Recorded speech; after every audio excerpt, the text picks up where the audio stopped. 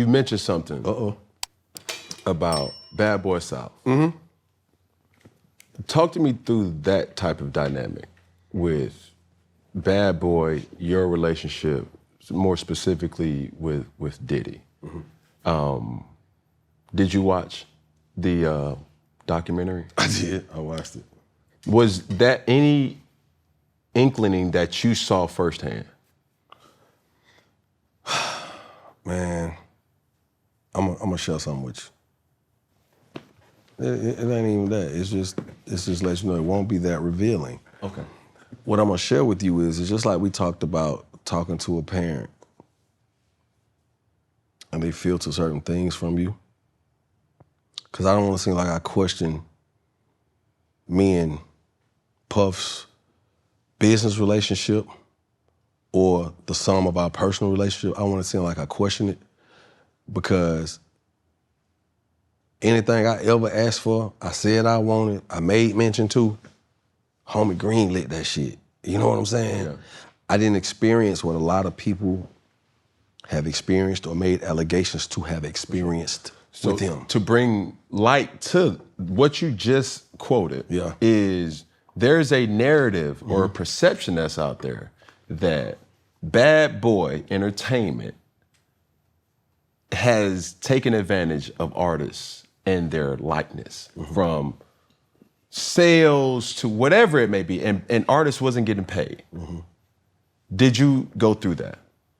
That's what I'm telling you, dog. I didn't have those issues. Okay. And I think you had some artists who had a different level of protection or filtration enough for them too. Your Junior Mafias, they had On. And I don't know how well he put up a screen for them, the filtration to make sure shit didn't happen to them or certain stuff. I don't know, because I don't know the dynamics of Rivera as much as some people do. But maybe that's why you didn't hear that many bad things about those particular relationships coming through that vein. I had Block. Okay? Now, although when I was spoken about Block, you know, people are like, oh, y'all don't fuck with each other. It's not that we don't fuck with each other. We see each other, bro, what's up? It's good, cool, boom. And that's it. He not trying to do no business, I'm not trying to do no business. Still to this day? Still to this day. I seen him not long ago. Hey, bro, what's up? Why you good? Yeah. That's it, and I'm out. It's no hard feelings. We made a lot of money with each other. I put a lot of food, I put a lot of meals on your table, he put a lot of meals on mine. Unfortunately, we didn't work out, and that's cool. Hey, we went our separate ways. You know what I'm saying? But in these processes of dealing in Bad Boy South, you know, it was moments that I didn't understand. Remember Diddy called me one time. He said, I want you to go to Cannes, France with me. We're gonna go over there and do some big boy shit. Record over there, we're gonna live it up. I want you to go to Cannes with me. And I was like, nigga, hell yeah. And that Block was like, no. No. I'm like, what, nigga? He like, nah, you my artist. Like, I'm like, bro, what the fuck is you talking about, bro? I'm grown, I'm married, I pay bills, I pay taxes, tithes, nigga, I got kids, I'm married. Like, what is you talking about? I'm grown as fuck. Who is you telling me I'm not finna do nothing? He said, but you signed to me. I said, I don't give a fuck who I'm signed to, nigga, I go where I wanna go. He was like, no, little bro, no. I want you to go. And to this day, I was like, man, that was some hating ass shit. Did you go? In my mind, fuck, nigga. In my mind, you know how you, fuck shit. But as time goes on, you sit back and you have to ask yourself, was I being protected from something at that moment? Was that the very moment, that pivotal moment that kept me from being someone who would be spewing out whatever could have been, should have been, would have been, wasn't on a podcast right now? I don't know. You know what I'm saying? It was out the blue. You want to go to Cons with me? I'm like, oh, shit, ain't no show or nothing, just come. But I'm like, shit, nigga, this Diddy, nigga, we done made millions together. Yeah, nigga, I'm finna come fuck around. Yeah. Cause we done hung out before. I done been to his parties before in Vegas, and everything seemed to be all the way straight up. I had some great times. I said, at the parties that I went to, brother. Okay. Because if you really don't, let's break it down. Since we on this shit, we done brought this shit up. Please. Let's look at it. Now, post this documentary. Before we get anywhere near that. Before that, when everybody, Baby Oil and all these different people and it was so many speculations of what was gonna come out and who was gonna be put on Then it comes down to him and his girlfriend. They was just freaky as shit and flying niggas in and out to do what they do.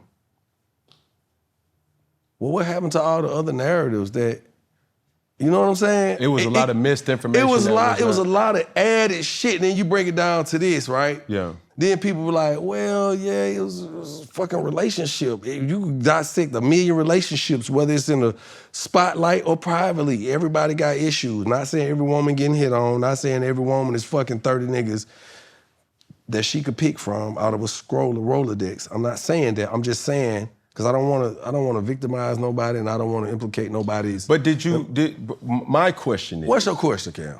Did you witness any of the baby oil? Nah, let me tell you something, man. Let me tell you something. I done said it before. And that's why I'm just like, damn, it's crazy when I hear certain shit. And even when I see certain shit, I still have to process it differently. Yeah. Because I'm in media. And I've watched the narrative be spin on me before, brother. For sure. I know what I'm saying. Nothing was spin on him. I'm just saying, I done seen shit be spin on me. And I'm saying like, damn, hold up, That's not true. It said right here, why they reporting it like this? Mm-hmm. You know, I remember catching my gun charge, walking out of the courtroom very pleasantly, very professionally, walking towards the cameras. How you doing? Merry Christmas. I remember that. But as I'm walking out the courtroom with a very calm spirit, a very confident demeanor, that shit said on the screen, Young Jock and entourage storms out the courtroom. And I said, well, what was the storm? Or was it a quiet storm? Because we ain't did shit that looked like what they said it looked like. And people calling me like, bro, yeah, they on the news saying you ran out of the courtroom. Just because somebody read that shit. So I know how media can spin shit and sensationalize shit. So that's why I want to get into the documentary. Because there's a lot of truth there, and I'm pretty sure there's a lot of shit that's been twisted and turned too. I'm saying, I ain't never deal with witness. No. I just told no. Say less. That's what I said. I tried to say less. I said that shit 3 minutes ago. Everything was always on the up and up. And again, I'm a young man, married, with kids. Every time that nigga saw me, I'm on my cool shit, having my motion. So he might be like, little homie I can't persuade him. He already mentally set up. You know what I'm saying? Because when did you see me with Diddy? I never did, but I heard songs with Bad Boy South. That's what I'm saying. Diddy not even in, just name one of my videos Diddy was in. I can't my say run. That. He wasn't in any of my videos, but I was on videos with his other artists. But from where I'm saying, I hear exactly what you're saying. Okay. But there's not to say there's no affiliation there. Oh, because if you're signed, the affiliation is there. That's what I'm saying. So when anything affiliated with what we see or what we have witnessed, and it was like, hold on, you had to see something. That's what I'm saying. And it's like, you did business with this person, y'all partied together, and it's almost to say, hey, we want some type of insight because there are some questions after watching The Reckoning, and it's like, whoa. I remember this person being connected to that person, and you mean to tell me you ain't seen that? Okay. Or were you affected by bad business? Neither. I want to say this. I may have came out as a victor in this Bad Boy South affiliation because here's the one thing that possibly set me apart from other people that were having these alleged compromised moments with this man. By the time he signed me, by the time my paper, my penmanship sealed the deal, I was already getting money. You ain't have to pull me along, and this wasn't making the band. I'm not saying he did anything to those people, but people from that space and sector said the shit was happening to him. For sure. I wasn't in this motherfucker walking to get no cheesesteak. I'm the nigga who kicked Puff Plate the first time we sat down in the studio together. Cause I was like, I understand I understand marketing, And in marketing, laws of averages is a very, very big thing because in sales, one out of 10 gonna give you your yes. So I'm looking for my no's. Nigga, you got me in New York City. Puff asked me to perform, and right when I'm finna perform, they turn on these MTV cameras, and this nigga started eating chicken cacciatore like I wasn't even goddamn there. And I was like, what the fuck? So I started talking in third person. I said, so Diddy want this nigga Jock to perform right now while he eat? And he was like, yep. Nigga put his head down. I stood on the desk. I swear to God, but I put this on my mama. God take my kids. I stood on the desk. And I pushed his plate like that. Cause I knew he wasn't gonna eat that shit no more. And somebody said, boy, you took a chance like that. Nigga, I got a hit fucking record and more to come behind that bitch. The faster he tell me no, I can get the fuck out of here and not be performing for this nigga while he eating his food. Laws of averages 1 out of 10 and say, no, get your nose out the way to get to your one yes. So I was coming with a different demeanor. He looking at me like, what the fuck? He pushing food. Like, who is this nigga? Pay attention, bro. This ain't making the band. I know you got your cameras on, but this a real moment for me. I got a hit. I got records already. Half of the records I got, I know you see it. Half of them motherfuckers, it's going down, knock it out. Dope Boy Magic. I had them records before I met him. So it's like, shit, man, if you say no, you ain't gotta play with me, nigga. I'm not auditioning. You want it or not? So I think in regards to that, the dynamics was like, well, shit, cause he right. So as soon as I come in, boom, before I do a video, before I shoot the video, I'm almost touching an M. I'm show money coming in so fast. Niggas like, this shit finna be big. Niggas trying to boot me out 12 months. We having to turn that shit down, cause like he gonna be getting way more than 15,000 in 10 months. So you got niggas dropping goddamn, niggas sitting right now, rip, $600,000 soon the record started dropping, cause it's like, damn, you got all these deposits in, so get what I had to do? Send some of that money back. Cause we started realizing, nah, you got a price different. Price different, send that shit, half of that shit back. And so once I learned that by way of Rico Brooks and Chino Dollar, I said, man, nigga gonna have to respect me differently anyway. So me and Puff didn't have to deal on no, come on, let me show you how to get some money. Nigga, it's happening. By the time we sign papers, nigga, I'm already booked up. So I don't think there was no moments to Lil Rod me. Based on the allegations Lil Rod has made, I ain't had the moments. I'm not sitting in the studio with you alone trying to figure it out or trying to figure out if I'm gonna make it. You ain't gotta make me no promises if I'm gonna be big or not. Nigga, the moment we met, he said, hey boy, you ready to put Bad Boy on your back? I said, yeah. We walked right out of goddamn Stank On your studio, went right to goddamn Body Tap, walked that motherfucker. I watched Puff throw $1,000 in the air. And at that time, BMF was so popping, nobody gave a fuck about money hitting the floor. But with Puff throwing that $1,000 there coming down, every bitch in there got on the floor. Every dance in there jumped on the floor. I was like, what the fuck? Then it dawned on me, nigga, this Diddy.